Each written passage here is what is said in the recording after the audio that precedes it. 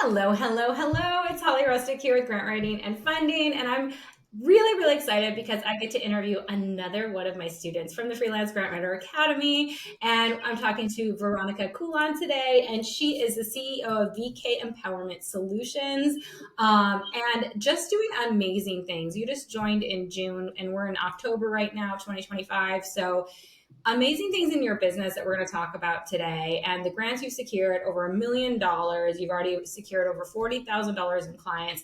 And you're like, literally, if you guys are watching this on our YouTube, Veronica's she's in the garage because she's going to get class because you're going to law school. Because why not? I Right. love this so much. So, welcome to the podcast. Thank you so much. I'm excited to be here. Yeah, super excited to have you here. And all right, so let's talk about you. Like you have a lot of passion.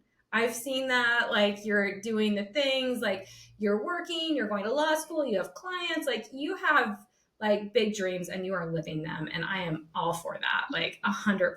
So talk about it. Like what's been going on like the last few years and what got you interested in grants? Like, yeah.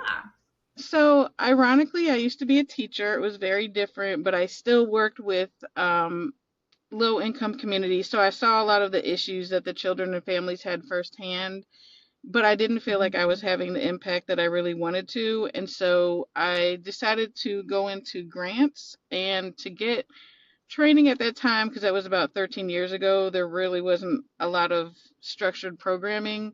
So I actually went back to school to get my master's in nonprofit management, and one of my classes was grant writing. When I finished, it was really hard to get into the field in a staff position coming back to Atlanta. So I started my business 12 years ago, informally part time. So I've been doing it for a long time, but I didn't formally incorporated until January of 2024. Oh wow. Okay, so you're just like, okay. Did you have like the typical experience of like, oh, I know how to write grants like at a party or a fundraiser or whatever, and people are like, ooh, can you write this thing for me? Is that kind of how it was? Oh my gosh, let me just tell you, I literally decided 6 months ago that I will never say that unless I'm around a group of my colleagues because literally, it doesn't matter if I'm at a conference, the grocery store, if they hear the words grant writer, can I meet with you? And you get all the questions, and yeah, it's kind of overwhelming. I always say it's the best party trick. Right, right, Like, just and I'm like, you have gotten like clients at birthday parties, at funerals, at like all right, kinds of places. Because as soon as you throw out the word, people, I want to meet with you. I know somebody. Like, yeah. So right, now you're like, okay, I've got limited time, so I'm going to say this. Like, if people are serious to hire me, I right, love right. that. So good. All right, so teaching and then nonprofit management. You went to school, and then you were like, okay, let's open this business. But you said it wasn't. It was just kind of like there. But what were you doing then as other type of income during those about 12 years or 11 years? So I started off doing some program positions in different nonprofits around Atlanta. It started to focus in on homelessness. And so then I had staff positions as the contract and grants writer um, for some of the larger ones here. And so I was responsible, ironically, mainly for government grants. That was my foray into grant writing, which is not normal in our profession. And I've done large foundations. So really kind of just getting thrown into it, but understanding the broad scope of different aspects of grant nonprofit management really helped me. And so when I Mhm. got my first client, actually, I used to work with the CFO when we both had staff positions up here. And when he went down to Jacksonville, he told the CEO, I will not work with anybody else but Veronica because we just worked so well together. So, yeah. I love that. I love that so much. So you're currently also you have a part time job as well, and then you started. Like, tell me about your situation now. Like when you got. Well, let's kind of backtrack just a little bit. You got serious, like you said. I think it was 2023 about your business. Is that Yeah. right? Did I hear that Yeah. right? Okay. So what made the switch then? Honestly, it wasn't just about money, although at that time, I realized after talking to several people that had been doing it for years that I definitely wasn't being paid what I was worth. But it was also a matter of not really getting the respect for my input and my expertise. And so I was like, I just want to I just want to do this full time. I just want to be able to Yeah. do what I love to do the way that I love to do it and get that respect in the community. Yeah, so that was my goal, and there were a lot of barriers. I knew the structure of how to like get the business account and do the incorporation, but all the rest of it, writing grants is one thing, managing a business is totally different. So, Yeah. Yeah. And then is that when you found the academy, or did you still kind of like, you know, go through the so process? I found the academy in 2024, and I wanted to join then, but I had to decide when you do something like joining your academy, it's an investment. It So I is. had kept putting it off, and then I'm like, the money that I'm spinning my wheels and not making the money that I should be making my business, that's something I could be investing. So I finally decided to do it, and I set aside that money, and obviously after what you said, you can tell that it was definitely worth um, the money that I put into this investment.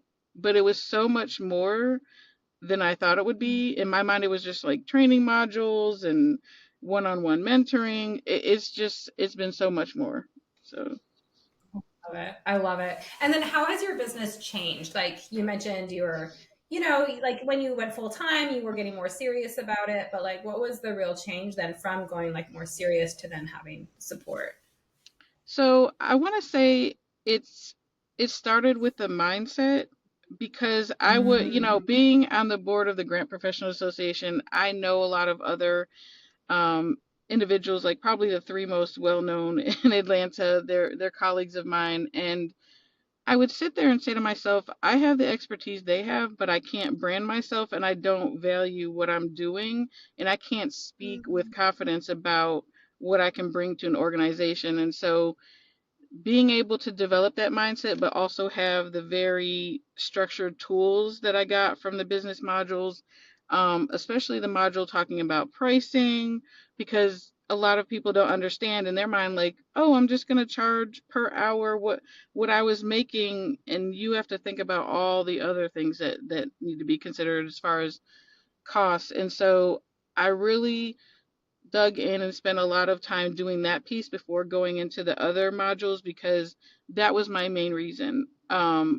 I can always learn. I believe in lifelong learning about my profession, but looking at you and some of the other people that have gone through the program, like I always tell myself, that's goals.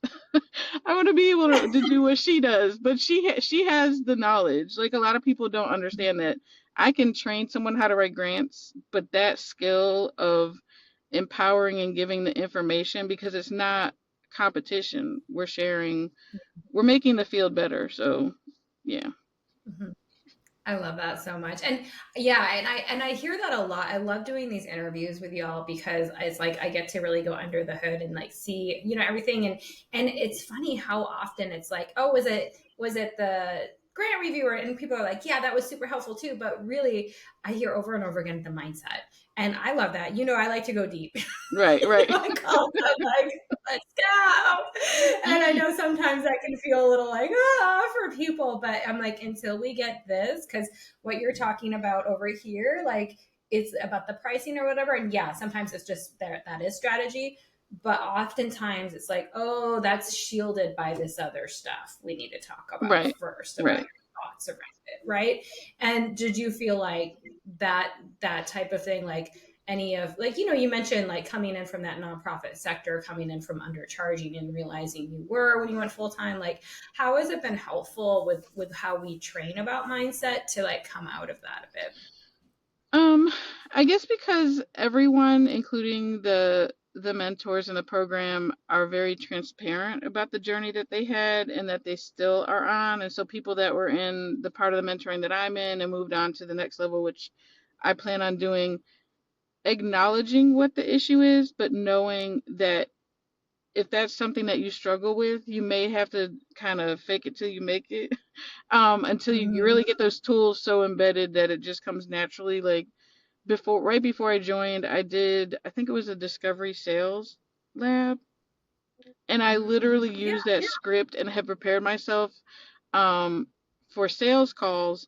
And at first, before I went in the Slack channel, I was disappointed because I'm like, oh my gosh, I finally did all these things she said, and I'm getting these calls, and no one is, signing my proposals and contracts, but they're interested. And the feedback I got from just even the other cohort members, and I remember one of my colleagues out here was saying to me, "So, did you really want them as customers?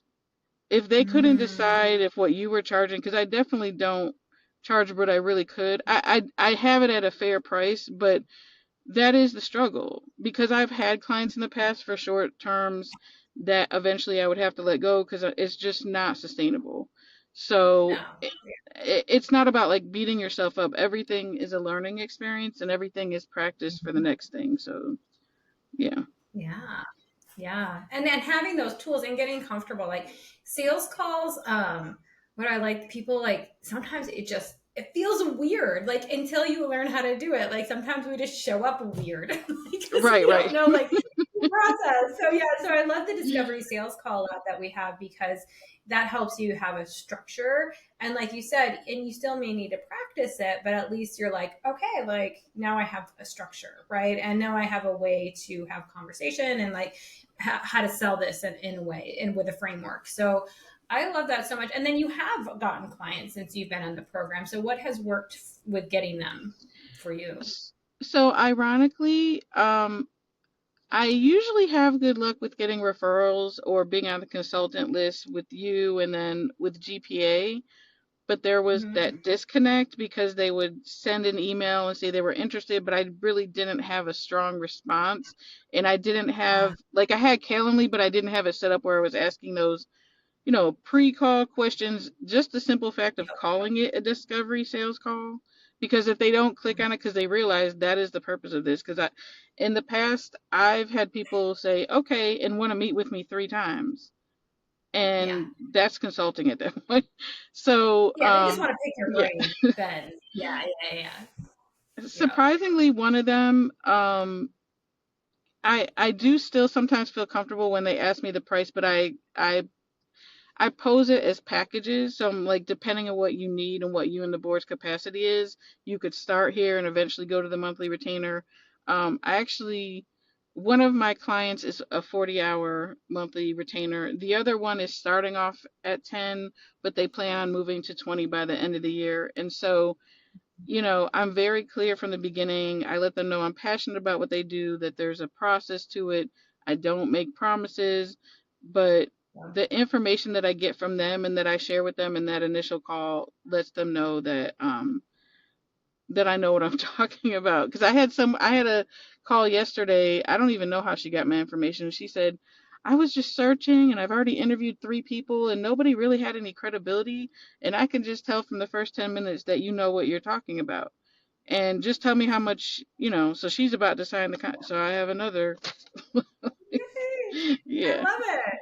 Yeah, and just having that framework, having that confidence, asking the pre questions, like all of that sets you up for professionalism and will set you apart from other people who don't know what they're doing, right? Or right, who may know how to write grants, but they don't know how to sell their services, because right, that's not something we're innately born with knowing how to right, do. right. Like, I tell yeah, people I'm not a salesperson, but I can sell a mission.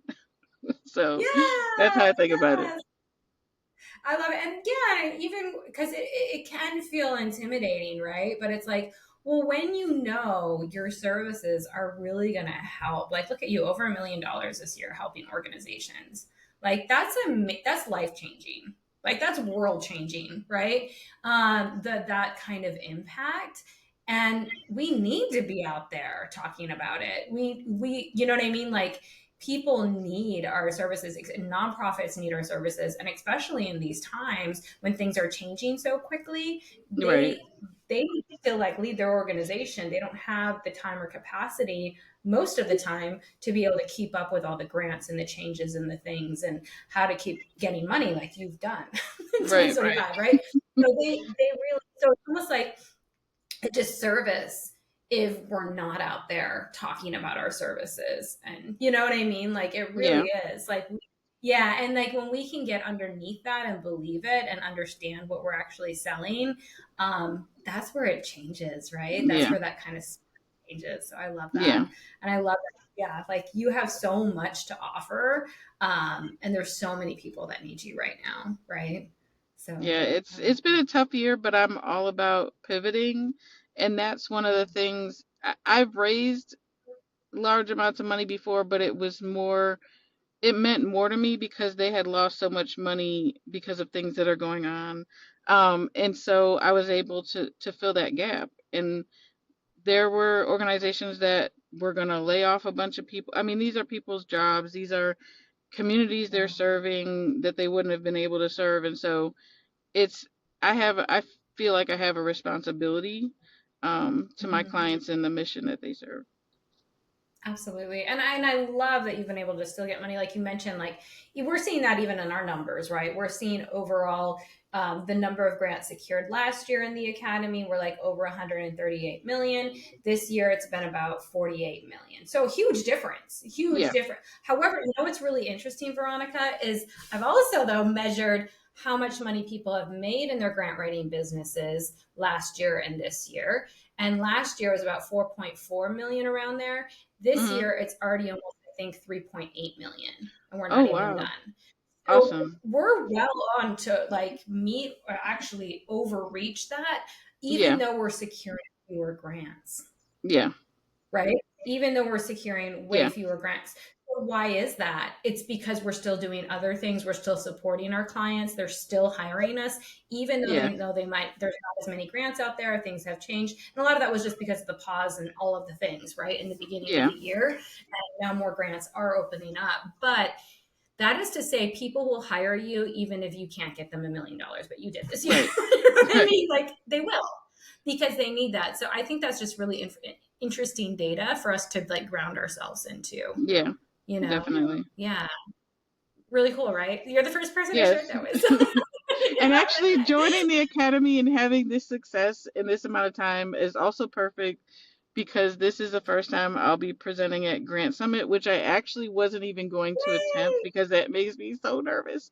But I'm co-presenting, and so like being able to be confident, I know that's going to make so much of a difference when I'm in the room. And even like I went to an AFP regional conference yesterday, and people they remember me. I mean, when you present and you carry yourself a different way, they Mhm. come to you with more respect and camaraderie than just going around and feeling nervous and who should I talk to. So it's definitely a different. It's not just the mindset; it's the way that I am able to carry myself, which actually I goes into love. other areas. So. Oh, that's so. Are you presenting in Baltimore? I am. So it's also my first time going in person. Oh, that's gonna be Yeah. so fun. I'm only doing the virtual presentation this year. I was like, next year I wanna go in person. But I went back. I went back in 2019 was my first year attending and speaking. So I was like you as well in 2019, and it was a lot of fun. There's a lot of people. Yeah, I'm excited for you. Yeah, and then you'll be able to meet up. So our coaches will be there as well, and we're having Yes, a I happy saw hour. that. Yeah. We got some swag. We got some merch for you guys. I'm really excited. Nice. Our first merch ever. We're working on right now. So yeah, you'll have something to walk away with. So yeah, that's exciting that we're doing. I'm not going to be there personally, but we'll have our coaches there, our students there. We're doing a happy hour. Yeah, you'll have fun. I'm like having FOMO. Well, I'm not So, gonna lie, but I'm my your coaches definitely represent you because at first, as someone who does training, I'm like, oh no, she went on vacation, goals, but what about, what's gonna happen in the meantime? But then getting on the call, I mean, they have the most awesome advice. They know that they followed what you taught them and they're able to then pass that on to us and understand it from a different perspective. and the encouragement and support, like in a staff position, no one ever comes out and says, thank you for winning us $1 million. Like, congratulations on having this Yeah, knowledge and getting this, like that encouragement alone, because working from home and being so isolated is difficult. So knowing that I can just reach out with Slack, with the coaching call, yeah. So I love that. They're fantastic. I did an interview with somebody like last week, and the whole time this was hilarious. She was talking, Gwen this, D this, blah blah.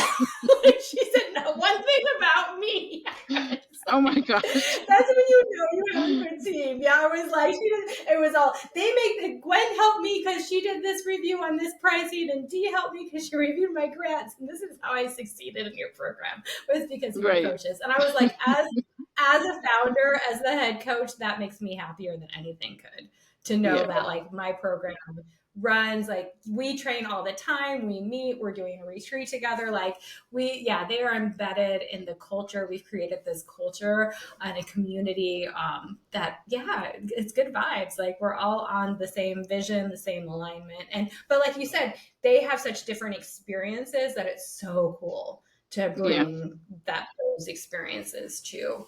And like cheerleaders, like I said, D's like a house cheerleader.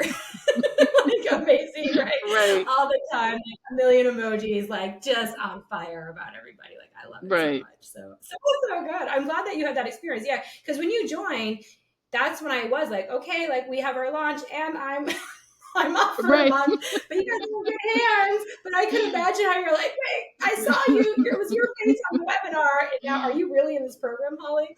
And I am, right? But they definitely are too. They definitely are too. So I love it. Yeah. Awesome. So okay, let's talk about law school for a second. All right. I want to talk about law school before we get off. So I know we've been up for a little bit, but I definitely want to like. So you have your business. It's definitely thriving. You're getting the clients, right? You have another client that could be coming on, doing amazing. And you're working and you're going to law school. So like, what is your future like with law school and your business? How does that kind of feel or be, or is it kind of just like, I don't know? So law school, a lot of people ask me, so where are you going to practice? I don't really want to practice law full time. The main reason I started looking into law school is because a lot of the organizations I work with and the advocacy work I do really isn't going to push the next level until there's legal, well, you know what's going Mm, on right now. And so yeah. um, I actually already have connections with a lot of the organizations here that work in the social justice field, that I'll probably be interning with. But having that knowledge from the inside and the communities really is extremely applicable to law school. And so even though it's a lot of work, but I'm going part-time, my goal has shifted a little bit. So I want to do my business full time.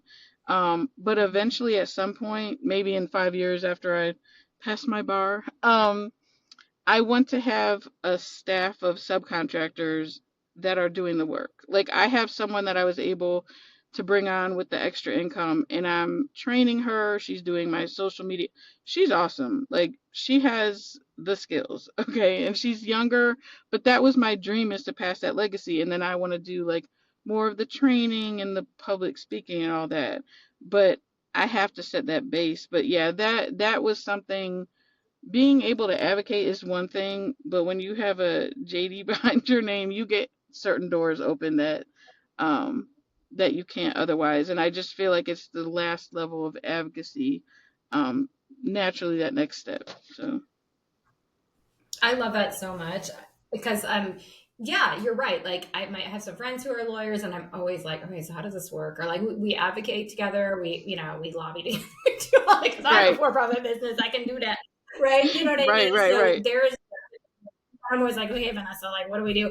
And she's like, all right, we're going to do this. And I'm like, all right. So, it definitely having that legal knowledge is so important, especially for advocacy. So I'm really excited that, yeah, that's how you want to lean in to continue to support nonprofits, because you're absolutely right. Like, that's going to open up doors. That's going to open up doors that could just be something completely different. And you have your for-profit business full time, so you could definitely tie those together. Okay, I was like, how does this work Well, together? I don't know. I ironically, don't they know. just opened up that this last year. They just opened up Civic and Criminal Justice Institute, which is ran by the professor that founded Gideon's Promise. So we've already been talking about me writing grants for him, but he's like, wait until you finish your first year. But I'm super excited Yeah. because I knew about the organization and I'm like, what an awesome fit. He does civil rights legal work and he trains public defenders around the country. So yeah. Oh, that's so cool. I'm so inspired by that. That's talk about goals. You got goals. I love it. And you're living them. That is so exciting. So exciting. Because it's usually this is what I usually have.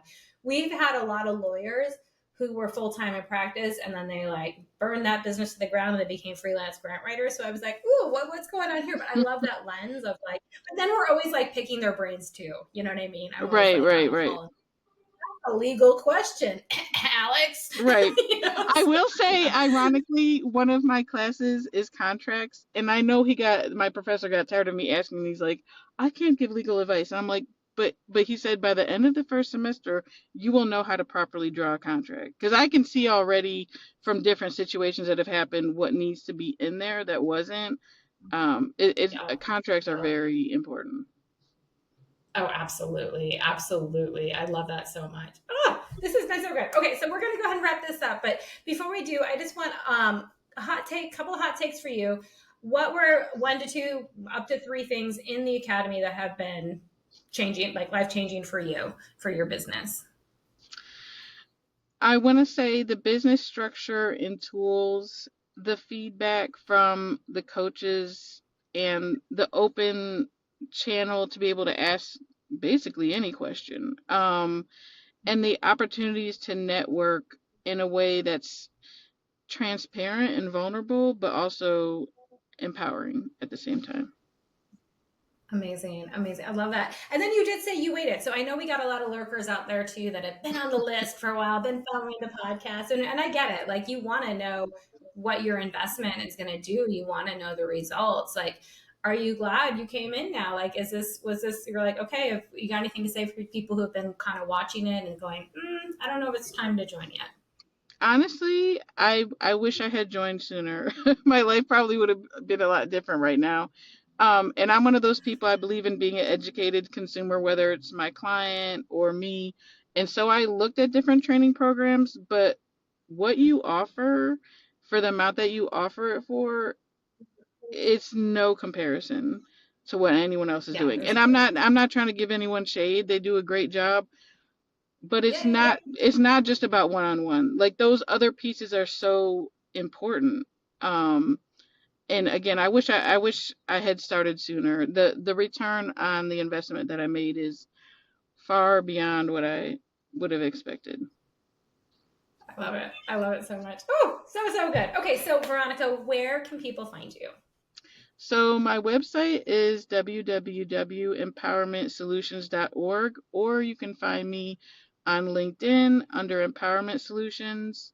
Or if you want to look me up on GPA, you can see me on the list. Make sure I'm legit, and feel free to reach out to me, even if you're not a member of my chapter. I would love to answer any questions that anyone has.